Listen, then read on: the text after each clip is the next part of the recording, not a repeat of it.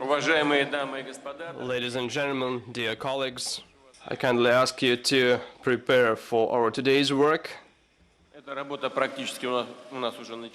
We have already started this work. In the morning we had a meeting with the representatives from Business 20 and Labor 20. At least part of our colleagues participated in that meeting.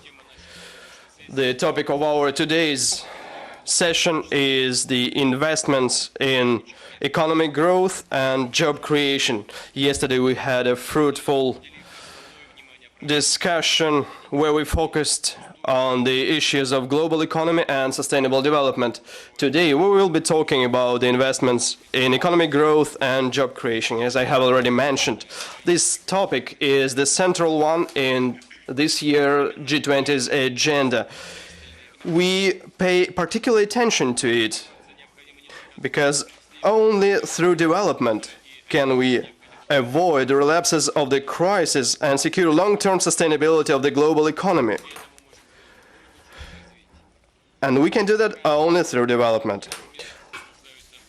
That is why the G20 countries and the entire world need new sources of growth. At the same time, despite all measures taken, the unemployment rates in G20 countries is higher than pre-crisis levels, though the situations differ by countries.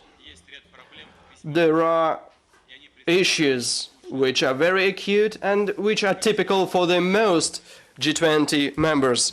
Youth unemployment remains very high. Another increasingly pressing problem is the structural unemployment. At the same time, the number of qualified specialists without rewarding jobs is growing exponentially. The spread of different forms of informal unemployment affects the positions of employees and the members of their families. Their living conditions deteriorate as well as their social security, while the states see contraction of their tax revenues and pension contributions, which increases budgetary limitations. The employment policy, on the other hand, should not be and cannot be the domain of only authorities responsible for social policies. It is obvious that real changes in labor and employment areas require a systemic approach. The creation of quality jobs should not be conducted separately from development of the economic growth. Our experts shared the opinion that one of the key factors of economic slowdown and stagnation in unemployment has been the significant drop on long-term investment.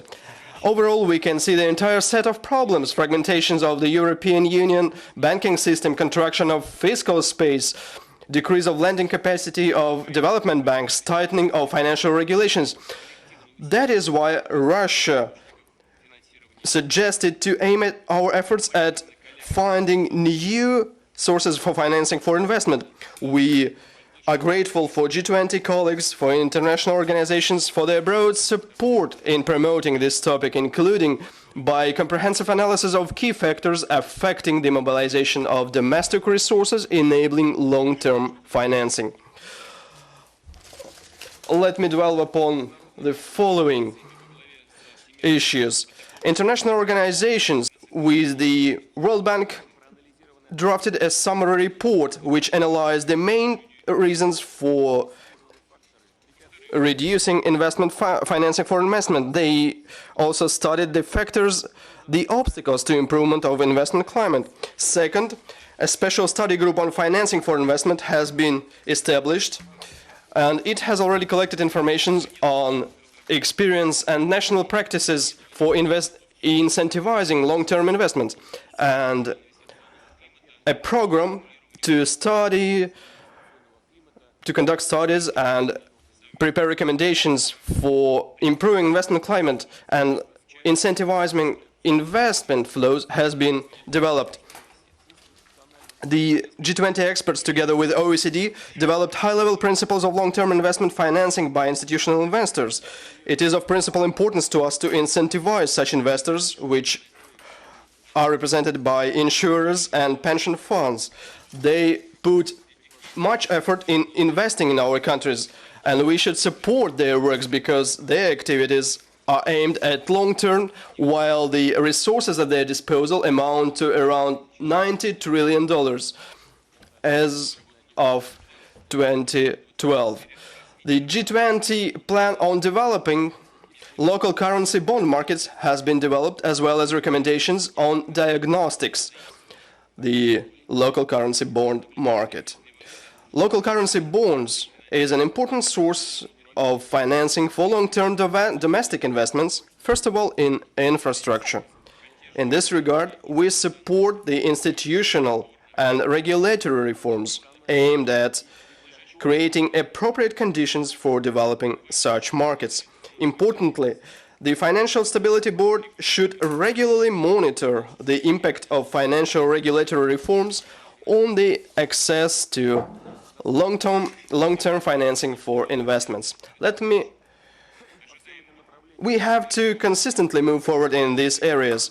We expect the World Bank to come up with specific proposals on the concept of a global investment facility. I'm convinced that work in this area will be continued under the Australian presidency next year.